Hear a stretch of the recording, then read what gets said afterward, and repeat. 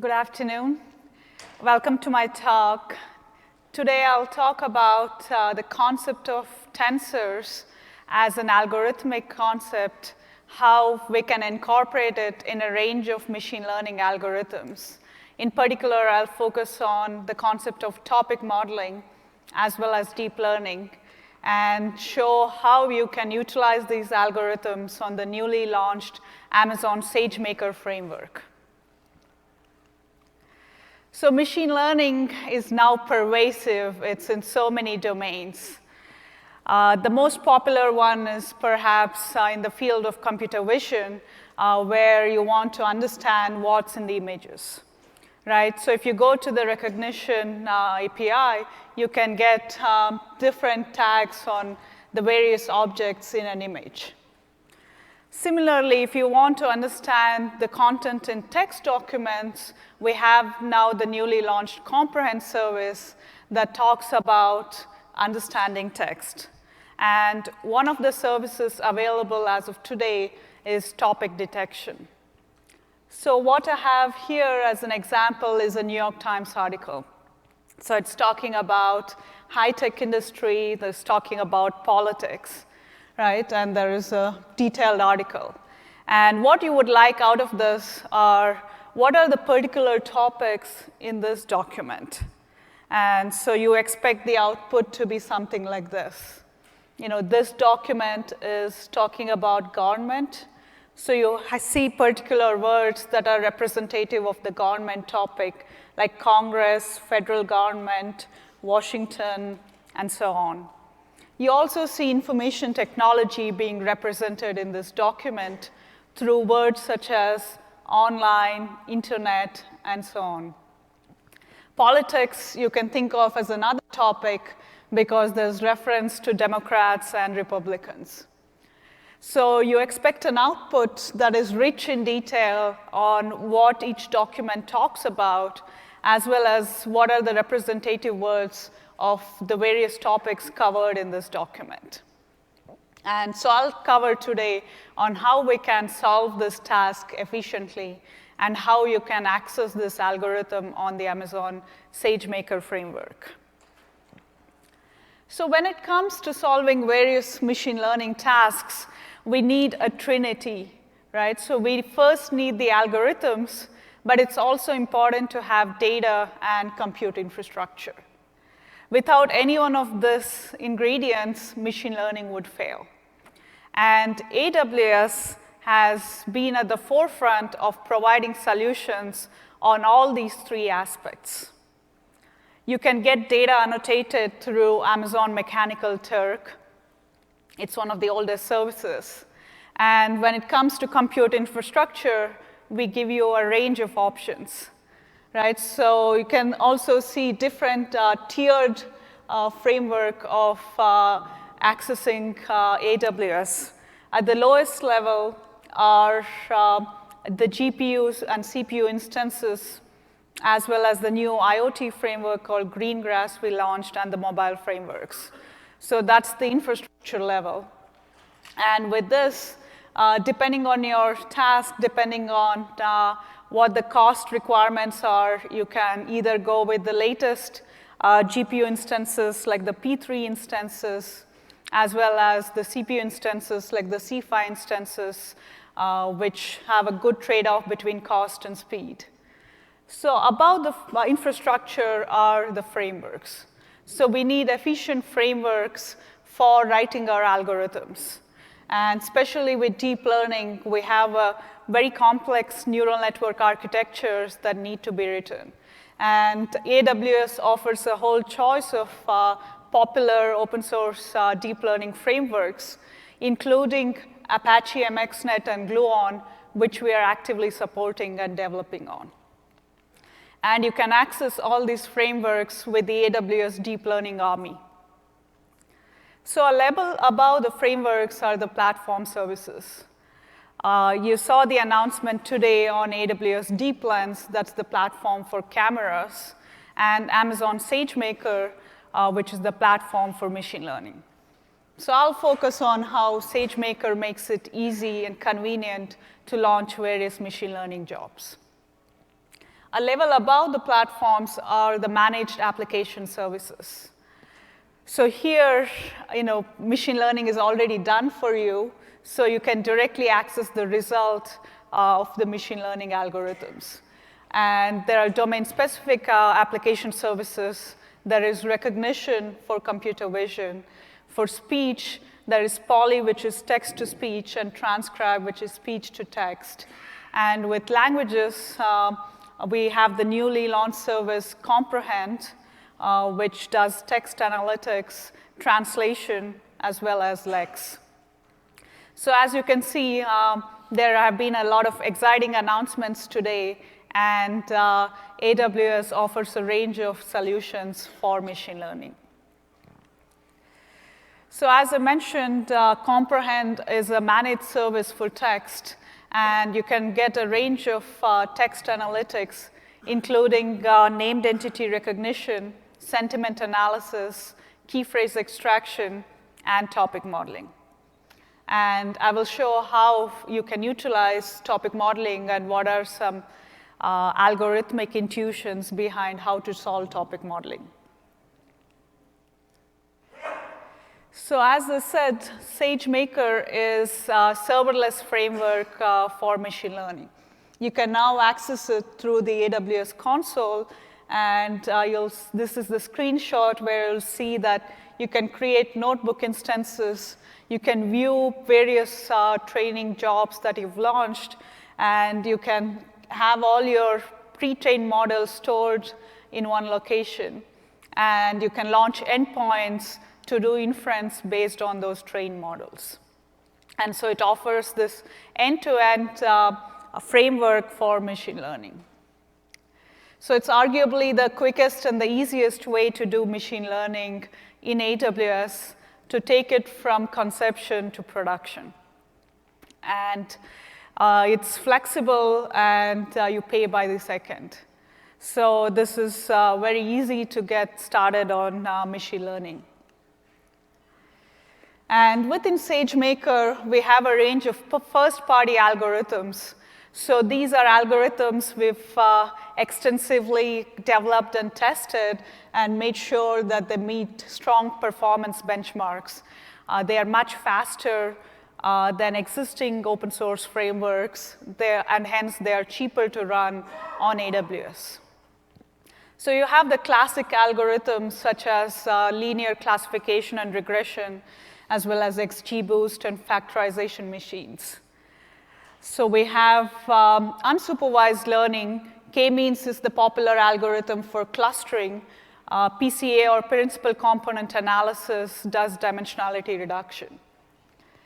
We also have image classification with convolutional neural network models. So various neural network architectures from the MXNet framework, as well as other frameworks, are available and ready to use on SageMaker. And lastly, I'll be covering more in detail topic modeling, how we can utilize LDA, which stands for Latent Dirichlet Allocation Model, as well as NTM, the Neural Topic Modeling Framework within SageMaker. And so the benefit of having these first-party algorithms is that they are highly efficient and ready to use in production. So this is the page for LDA. I will give the example in detail. I just wanted to show the screenshot. So let me now talk about what LDA topic models, what the inspiration is, and how it's applicable for document categorization. So as I showed in the example before, the task is given any document, we should be able to automatically infer what the topics are, right? So the input to the algorithm is the document. In particular, it's like, what are the words that are occurring in this document? And given those statistics, can I automatically infer what are the set of topics? So I should have output that looks like this, right? List what are the topics in this document, with what proportion these topics occur in this document, and what are the words that represent these topics strongly. So that's the kind of result I'm expecting from a topic model. So what's the challenge with topic model?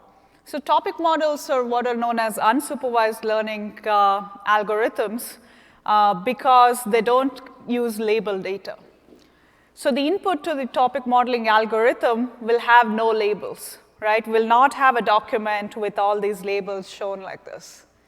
And that's because it's very manually expensive to annotate an entire long document, right? In fact, lots of such documents to get such annotations. And hence, all the algorithm sees is an input that consists of documents but having no labels. And so in this case, how do we automatically infer topics in the document? As you can see, another challenge is that there are multiple topics in the document, and this adds an additional challenge. So as we are aware, when it comes to machine learning algorithms, there are two broad categories. There is the framework of unsupervised learning, like the topic modeling, where the input has no labels, right? And the output is we want to come up with a model or an explanation of what the data is about. The more popular framework is the supervised learning, where the input samples have labels. And unsupervised learning is considered one of the hardest challenges in machine learning. And this is what makes even document categorization a challenging task relatively. So the most popular form of unsupervised learning is clustering. So in this case, as shown in the picture, what you would like to do is classify each of your input data point into a unique cluster, right? So in the context of topic modeling, you consider each document and you want to classify it into a single topic. But as we saw earlier, this is going to be very limiting because most text documents don't have a single topic, they can have multiple topics. So you have these topics that can incorporate words that are overlapping and documents that can incorporate multiple topics. And that's why a simple clustering model using the k-means algorithm is usually not effective when you want to classify documents, when you want to understand what are the topics in a document. So we need to go beyond clustering. And that's where the LDA, or the latent Dirichlet allocation model, comes into picture. So what it models the document as is a mixture of topics. So on the right here, the picture you're seeing this histogram with different proportions of topics. So the yellow bar represents the topic justice for this document, and as you can see, there is a stronger coverage of the topic justice in this document. So that's having a higher proportion. So there is proportions of different topics covered in this document, and that's modeled by the variable at the top. And now, to model how words occur in the document, what you do is you draw topics according to that proportion, and then draw individual words according to this matrix that I've shown, which models the distribution of words under each topic.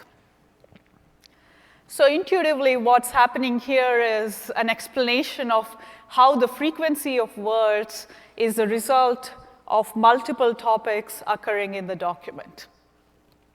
So this is able to incorporate multiple topics, as well as the property that a word could occur in different topics, but the frequency of occurrence would be different. And hence, this is a much richer model compared to clustering.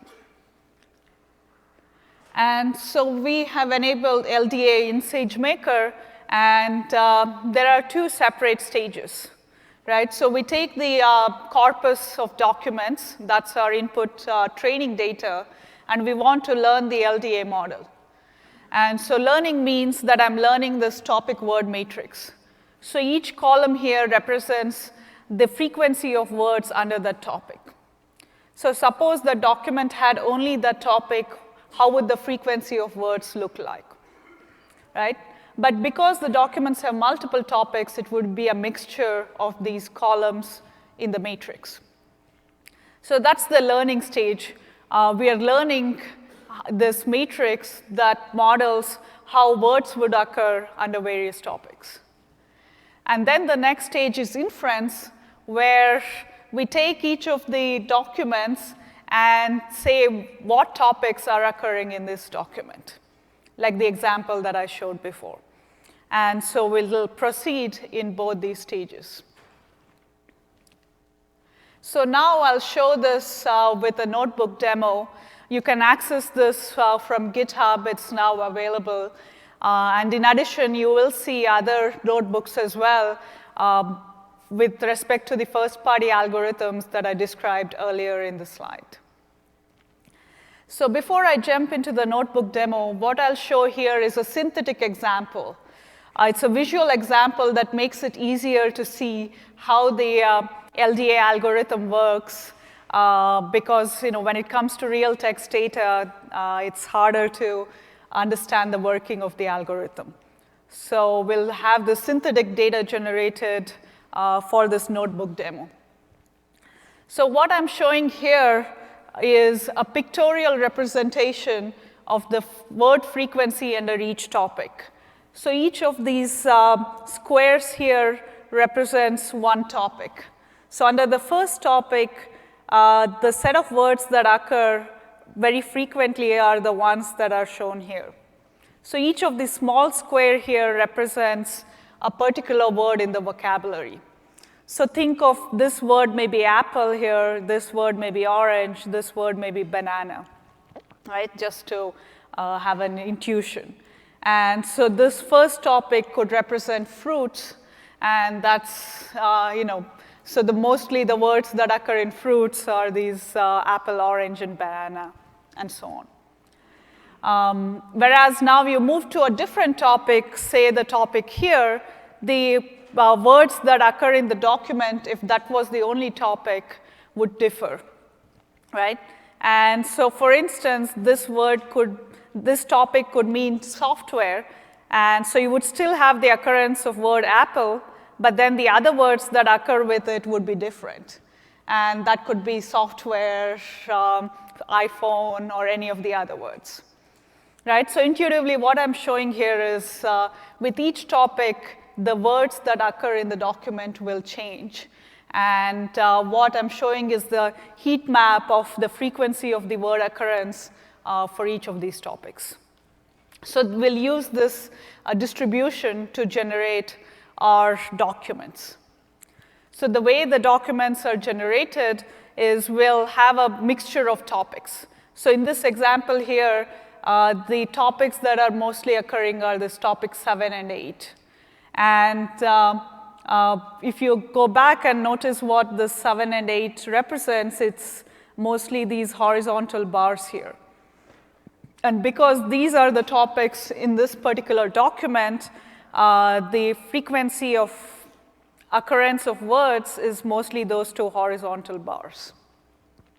So I hope pictorially you can see how when there are multiple topics in a document, you have this overlap of frequency of word occurrences according to this topic word probability distribution. And so this pictorially conveys the data generation according to this LDA topic model. And similarly, now you can generate different documents that contain different topics. So each set of topics you see has a different distribution. So this is mostly the dominant topics in this document. In a different document, the topics can be different. So this is how we generated the data. And what I'll show now is how to run the SageMaker LDA model with this data generated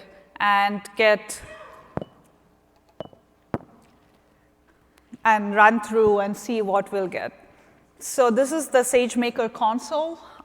You can create notebook instances here. I will go to the notebook that's already executed in the interest of time, because it does take some time to spin up a new notebook instance.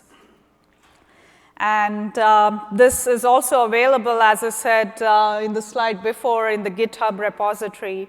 And this is actually in the scientific details. So this is the detailed notebook if you want all the details of how the LDA model works and how to run it in SageMaker. So the first initial aspect is importing various packages, including MXNet, NumPy, and SageMaker, of course, and as well as some serializers for the data. And yeah, so here you will say what the S3 bucket you want it to be, where you store your trained model. So the LDA model is defined in detail here. I will skip that because I just described how we were generating the synthetic data for this example. And so this is, again, representing pictorially what I described earlier. So we'll skip the data generation part because I already described that. So when it comes to training, I will describe how tensor algorithms can learn the LDA model, but let's now see how this is done on SageMaker.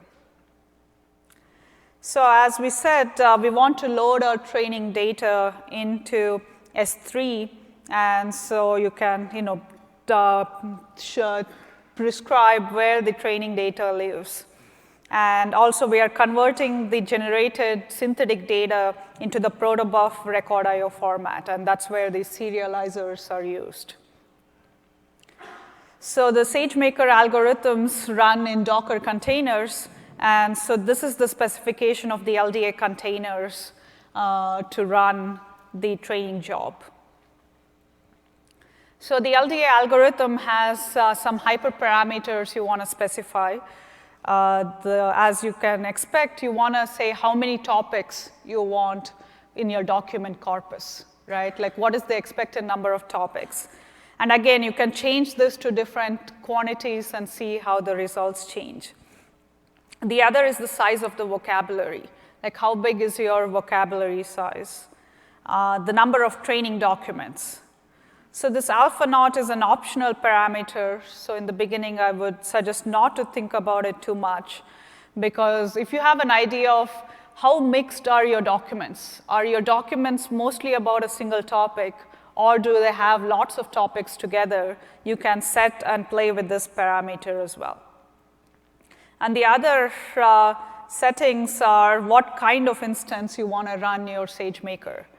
So currently LDA is only on CPU instances, and we recommend C4, and also ultimately C5 when that becomes available, because these are compute-heavy jobs. And so now we can create a SageMaker client and create the training job. And so everything, we are gathering all what we specified here. We are specifying the output path of where the trained model should be stored. There is the instance count is 1 and what instance type, and all the hyperparameters are set here. And so when you do LDA.fit, you run the training job. So there is a very highly verbose output. So I will skip that. And when the training job is successful, it says the job is complete. And so now the trained model is stored in the S3 bucket that we specified. So we can now download it from the S3 bucket, the model that we obtained from training. And so there is a code snippet to now analyze what the model has done, right? What the training has done. So if you recall, we generated data with the synthetic example. And so we can go back and verify how accurate are the parameters that are estimated by the algorithm. And because this is unsupervised learning, the topics that are estimated by the algorithm need not be in the same order as the one that we generated it with. And so there is some code snippet that permutes it to see what is the closest match. And you can see here from the figure that the topic word probability with which the documents were generated and the one that's estimated by the SageMaker algorithm are nearly identical. So we can also say how much the error was in estimating these parameters. So this is a sanity check to make sure that at least in the case of synthetic data, we have the right model that's recovered by the algorithm. So the next step, as I said, is inference, right? Once you have a model of how documents are generated with respect to various frequency of words under topics, you want to do inference on all the documents. So you want to say what are the topics in each document. And so this is where we have this now function called LDA.deploy that will deploy the LDA inference. And again, we can specify what instance type. And so we can pass different kinds of data formats to the inference endpoint. So these are formats in terms of how we encode the frequencies of words in each document. And so here we are going to use the CSV formatted data, although you have other options like JSON and record.io. And so it's just doing that conversion. And so now if you do LDA inference.predict, and this is the set of documents on which you want to do the topic detection, you will get this result. Again, it's verbose, but it is formatted according to this, right? So it's saying like under each document, what is the mixture of topics, right? So you can get the entire proportion of topics in each document. So after some simple plotting code, you can see here, again, a sanity check that the blue was the original topics with which the document was generated, and the orange is the one that's estimated by the algorithm. So orange is the result of the inference algorithm. And you can see here that it's pretty close to the with respect to the topics which were generating the document. And so this notebook gives you a sanity check that if you generated data synthetically according to an LDA model, this algorithm recovers both the topic word probability distribution as well as infers topics on each document pretty accurately. So the notebook has much more detailed analysis on what the errors are on different documents. Like you can have analysis of which documents had good accuracy of inference and which ones did not. And finally, of course, you should close your endpoint to finish the execution. There is also a brief discussion on how we go from synthetic data to text data, right? Because what I showed was a toy example, and now if you want to run this on text data, you want to do some additional pre-processing, and that's described here, as well as there are a number of papers that describe how to do it. So now I'll come back to the slides and ask, I showed like how to run the algorithm in SageMaker and also gave intuition of how the LDA model incorporates mixtures of topics into different documents. So now let's do performance analysis on real text data, right? Because that's where we want this to be applicable. Of course, as a side comment, LDA model can also be applicable in other domains, especially in genetic analysis. It's a pretty popular model. And with SageMaker, you can use it across different domains as well. But here we've analyzed now performance with respect to text data, and let's do some deep dive. So first I'll do some qualitative analysis, see what are the recovered topics in various document corpuses, and what human interpretability does it have. To us, can we think of these as reasonable topics, or are they not? So we took the New York Times corpus. This is a popular open source corpus of about 300,000 documents. And the top topics that were recovered from this corpus are shown here. So what I'm showing is the word cloud corresponding to that topic. So these are the top representative words in that topic. So here you see one topic that covered sports, right? The dominant words are game, team, play, and so on. There's another topic that covers business, and so that's represented by company, percent, million, stock, market, and so on. And this New York Times corpus, I think, was between the 90s and 2000s. So you can see the politics there covered Bush and Al Gore, and so those were the dominant words. And of course, their lifestyle is another topic, and the representative words you can see. So as you can see, there is good interpretability from these topics. We can think of these as being reasonable to model documents. Another corpus that we utilized is the PubMed corpus. The total corpus is about 8 million documents. And again, when we asked what are the top topics that we recover here, they have these various categories. One is cancer, and of course, the most dominant word, as you expect, is tumor. There is the public health framework, so their children's system and data and population are some representative words.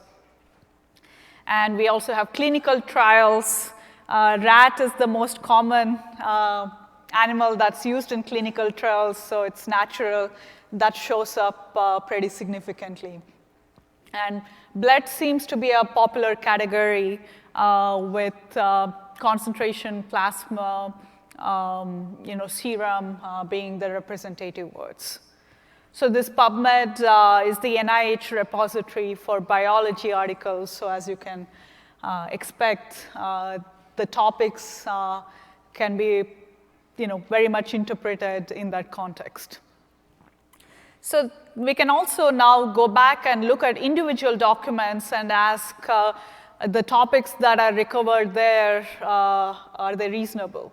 So this is the document that I showed in the beginning. And as we saw in this document, having government, information technology, and politics are very reasonable topics. And the words that represent these topics have a high human interpretability. I'll show another example.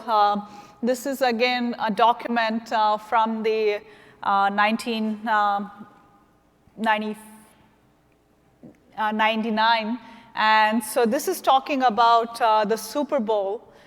So if a human were to read just the title, you would expect sports to be a category, right? But you see the algorithm did not recover sports as a category. Because if you read through the entire article, there's almost no discussion of the actual Super Bowl, right? So it's more an analysis of the business. So there's talking about company, there is a consulting company, there is commercial, there's a chief executive being quoted. And it's also talking about the information technology, like internet, .com, websites. So there is no discussion of sports in the document. And so the topic model is very useful in the analysis, as opposed to the human just reading the title and trying to infer what's in the document. And so that's where we need automated algorithms that can analyze entire long documents and try to come up with topic detection, as opposed to manual labeling that only looks at keywords or very high-level title to categorize. And so we can see this as one of the useful features of topic models. So let me now show some quantitative performance benchmarks. Ask how fast are these algorithms, how do they compare with other open source frameworks, and how can we measure the quality of topics that are recovered. So the SageMaker LDA turns out to be much faster than Mallet. That's the popular open source framework for topic modeling. We ran both of them on the SageMaker platform, so we can Dockerize Mallet as well and run it on SageMaker along with our algorithm. And so what you can see here on the New York Times corpus with 300,000 documents, it was up to 22 times faster compared to Mallet in terms of the training time, like how fast it took to train the LDA model. And on the PubMed corpus, it was about 12x faster on average. So the PubMed corpus only has abstracts, so they're very short articles as opposed to New York Times with very long articles. And so our SageMaker LDA will have advantage as the documents get longer, because that's where it can more efficiently aggregate information compared to Mallet that doesn't have that efficiency. So once you have a faster algorithm, this also translates to lower cost on AWS. I've just changed now the y-axis from time to cost on the C4 8x large instance, and you can see that it translates proportionally. And so indeed, like there is a very strong motivation for us to keep developing faster and more efficient algorithms to transfer the benefit to our customers. So as I said, in SageMaker, the training and the inference are decoupled. So if you only want to train your model, you can do that separately. And you can use a pre-trained model to run your inference and get topics on individual documents. So if we compare only the inference times, you can see that it is still competitive compared to Mallet, up to 13x faster on New York Times and 3.5x faster on PubMed. And since Mallet does training and inference together, there is no way to decouple one from the other in Mallet, we also wanted to compare the join time. So where you do both training and inference together. And even there, you see that ours is faster. In New York Times, it's up to 7x faster, and on PubMed, up to 2.5x faster. And so you can see that there is an advantage in terms of running times, both with training inference or joint training and inference with SageMaker LDA. So this is great. We have a fast algorithm, but is this a good algorithm? Right? Does this give good quality topics? So I showed you earlier qualitative results showing that the topics that we recovered are interpretable.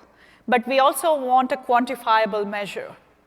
And this is actually challenging for unsupervised learning because it's not clear what is the right metric to measure.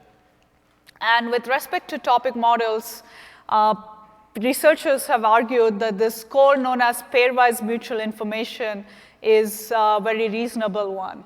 And it closely correlates with how humans judge as good quality topics.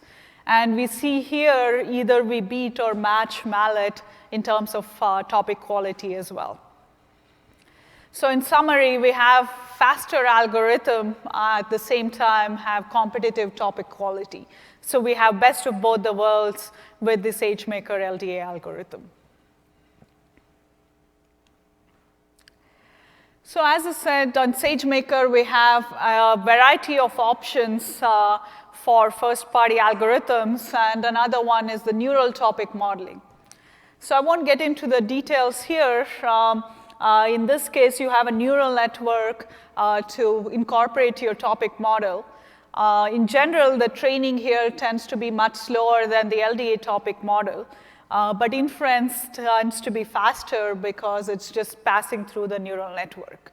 So depending on what your trade-offs are, you can try either one of them and see which one best fits your needs.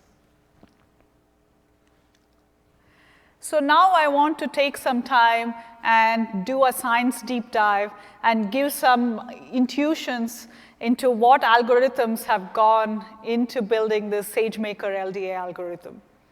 And that incorporates tensors. So this is a cartoon diagram of what tensors are, right? So, tensors represent higher dimensional objects. So, the zero-dimensional object is the scalar, which is a single point. Vector is one-dimensional. If you have a matrix, that's two-dimensional. And now a tensor is three or higher dimensional object.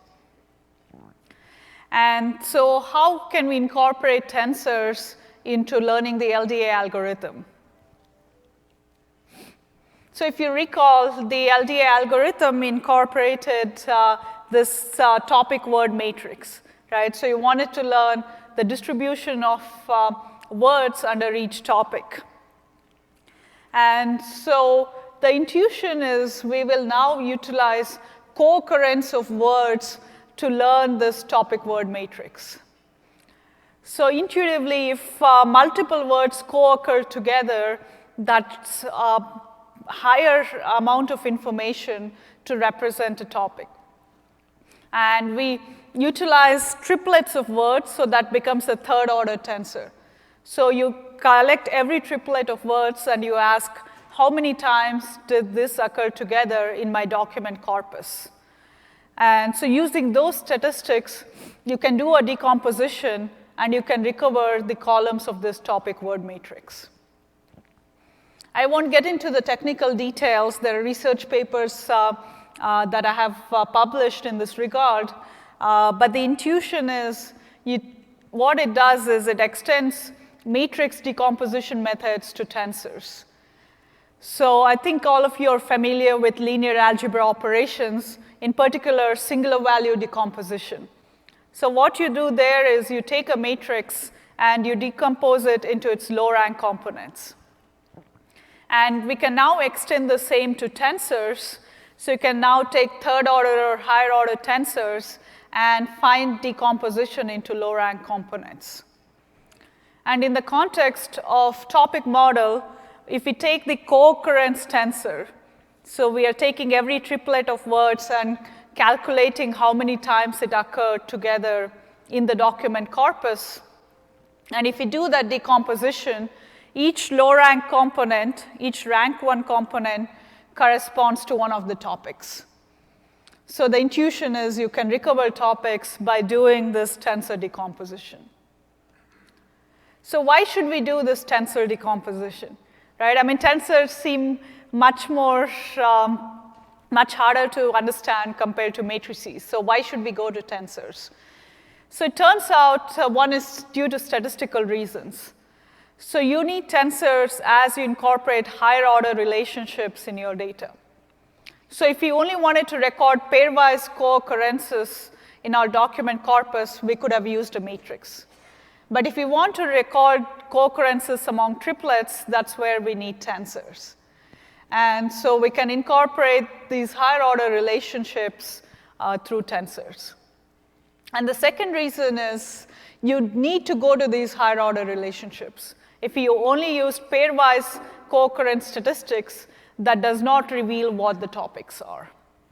So this has to do with some deep mathematical reason on how matrix decomposition differs from the tensor. Sorry about that.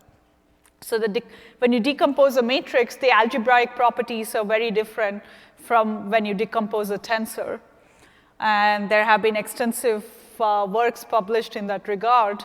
But intuitively, you need these higher order statistics. Without it, you cannot discover what the underlying topics are. So that's the statistical reason. The other one is computational. So as we saw from our performance benchmarks, these lead to much faster algorithms. And the underlying reason is because tensor algebra is easily parallelizable like linear algebra. So I've been doing extensive research on how to incorporate faster and parallelizable operations when it comes to manipulating tensors. And you can build new primitives, you can extend BLAST kernels to make them highly efficient. So, whenever the foundation is linear algebra, we can build on top very efficient algorithms. And so that's what makes the use of tensor algorithms in SageMaker LDA much faster than other algorithms. And we also saw that this led to a decoupling between training and inference. So this is flexible compared to other LDA algorithms where training and inference are coupled together. And if you're interested in the details of the theory on why tensors and how tensor decompositions help discover the topics, you can refer to my paper. In fact, in theory, it's guaranteed to recover the correct model. So that's kind of the overall set of intuitions on how tensors are helpful in giving us very fast algorithms for LDA and at the same time having good topic quality. So now I want to spend a bit of time also asking how we can utilize the concept of tensors in other frameworks, including deep learning. So far, what we saw was how tensors are useful in incorporating the LDA model, and it incorporates higher order statistics there and helps us efficiently recover the topics. So what other contexts are useful to incorporate tensors? And indeed, since deep learning has shown very impressive performance across multiple domains, a natural thought is, can we incorporate tensor operations into our deep learning architectures? So if you think about most deep learning architectures, those involve linear algebra operations, right? They involve matrix operations. And so now, how can we turn them into tensor operations? How can we exploit multiple dimensions together in these architectures? And so this is what I want to spend the remaining time talking about. So this is a very popular architecture for computer vision, where you input the image, you send it through various convolutional layers, right? So with the convolutional layers, what you're doing is you're sending it through various filters, so you're increasing the number of channels as you go from one layer to the next. And the spatial pooling means that you're reducing the dimensionality of your input. But on the other hand, once you get to the fully connected layers, you're vectorizing the activations and sending it through a matrix product operation, and applying some nonlinearity, and in the very end, coming up with the output of what object categories are present in these images. So this is the standard deep learning network. And so what we did was to ask, can we incorporate the tensor structure throughout the architecture? So meaning we can incorporate the 3D structure all the way to the end. And one way to do it is to incorporate what are known as tensor contractions. So we don't destroy this three-dimensional information even as we're sending it through the fully connected layers. And even in the last layer, we do a tensor regression.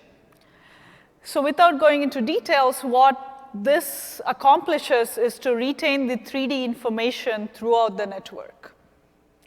Right? So now we can ask, okay, how is this beneficial? What advantage does this give me? It turns out that this can lead to much more compact networks. If you count the number of parameters in the fully connected layers, you can reduce the number of parameters by a huge amount without reducing the accuracy. So you can have faster, more compact networks by incorporating tensors into the deep learning architectures. So this was one use of how tensors can now retain the three-dimensional information that would have been lost if you did matrix operations like in the traditional architectures. So another aspect where we applied tensors was for sequence modeling. So these are popular now in a variety of domains. The one we considered was forecasting, meaning you have a bunch of input time series points, and you want to forecast, you want to predict what would the next time points look like. And this is the standard recurrent neural network architecture. And so what we incorporated was now tensors into the hidden layer of these architectures. I won't go into the details, but these involve what are known as tensor train decompositions. And intuitively, what they're doing is incorporating higher order statistics of the past for predicting the future. And now we can ask, how are they useful? How are they better than standard RNN architectures? And what we found is it is much more effective for long-term forecasting. So in the traffic data set, what we want to predict is how the traffic changes in the next hour or next 2 hours, next 4 hours, and so on. So especially if we want to predict way into the future, it turns out that the tensor LSTM that incorporates tensors has much lower error compared to the standard architectures. And we did the same with climate data set and found the same. So tensors can more effectively incorporate higher order information from the past and help us do better long-term forecasting. So tensors can also incorporate multiple modalities. So if your input has different kinds of data, right? So in this example, you have both the image and the text as input. We can now encode them more effectively using tensors. So in this example here, I've shown the task of visual question and answering, where you have an image, you have a question. So the question here is, what is the mustache made of? You expect the answer to be banana. And now the thing is, can the deep learning system automatically come up with this answer? And the magic sauce is this pooling, right? So how do we combine both the text and image features together to come up with an efficient way to answer the question? And so this is where we are developing frameworks that involve what are known as tensor sketches that can incorporate the three-dimensional information that's present in image features, as well as the text information that's extracted through LSTM or some of the sequence models, and combine them very effectively. I'll skip the details here, but intuitively, tensors are natural structures to combine different modalities together, because those can just add additional dimensions very seamlessly. So overall, through this, I wanted to give an idea of different operations and the use of tensors in different kinds of neural network architectures. And we've been building them into a framework called TensorLi. It's an open source framework that was developed by John Kosafi, who also interned with our group. And it's now has an active developer community. And this has multiple backends. So you started with NumPy, but now for scalability, you can use MXNet or PyTorch. And the benefit is you can combine it with deep learning. So it is very easy to define the neural network architectures that I described using TensorLi, because you can describe tensor operations that are built into this framework, and you can describe your usual deep learning operations using MXNet or PyTorch, and put the two together and train end to end. And so I encourage you to check out. There are also example notebooks available in the repository that you can run and develop further. So I want to conclude. I had several themes in this talk. The first one was on AWS SageMaker. We are very excited with the launch. We believe that this will be the quickest and the easiest way for data scientists to do machine learning on AWS. It's a serverless framework. It's easy to deploy. I showed you notebooks where you can easily launch various machine learning jobs. And also, we have an extensive array of first-party algorithms that we've extensively developed and tested and benchmarked. And the explanations of those algorithms are present in the notebooks. So in particular, I talked about the topic modeling. So topic modeling is the unsupervised framework for automatically categorizing documents. Tagging each document with a set of topics, as well as tagging each topic with representative words for each topic. And we saw that the LDA algorithm in SageMaker is much faster and hence cheaper compared to other open source frameworks like Mallet and Spark. And at the same time, we also saw that there is good topic quality, both from a human interpretability angle as well as through the pairwise mutual information measure. And so lastly, I also did a deep dive on how tensors are applicable for learning the LDA model. Intuitively, if you want to look at higher order relationships of words co-occurring in documents, you want to use tensors. And the statistic we used was the third order co-occurrence. That is, how do triplets of words co-occur in documents? And decomposing that tensor leads to a fast algorithm for LDA. And lastly, in the last section, I showed some quick examples of how you can utilize tensors in various deep learning contexts. You can use it to retain the 3D structure in your convolutional models. You can use it for long-term forecasting in sequence models. You can use it for incorporating multiple modalities, such as in visual question and answering. And there's also the Tensorly open source package that allows you to easily express these tensor functions and combine them with deep neural network training. So I want to stop my talk here, and thank you.